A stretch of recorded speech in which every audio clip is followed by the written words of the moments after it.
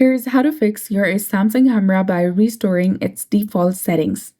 So first open your camera application on your phone. Then after tap on the gear or the settings icon in the top left corner of your screen. Now scroll to the bottom of the camera settings page and tap on Reset Settings. Tap on Reset again, which is highlighted in red color, to confirm restoring all camera settings to their original default state. Go back to the camera and check if the issue is resolved. But if the camera is still not working properly, you need to go ahead and hold onto the camera application. Tap on the eye icon in the top to go to App Info. Scroll down, select Storage, and click on Clear Cache. You can also try clearing the data, but this will remove all the files, settings, accounts, and databases. So you need to be very careful regarding that. Come back, try force stopping this application and re-enable it again.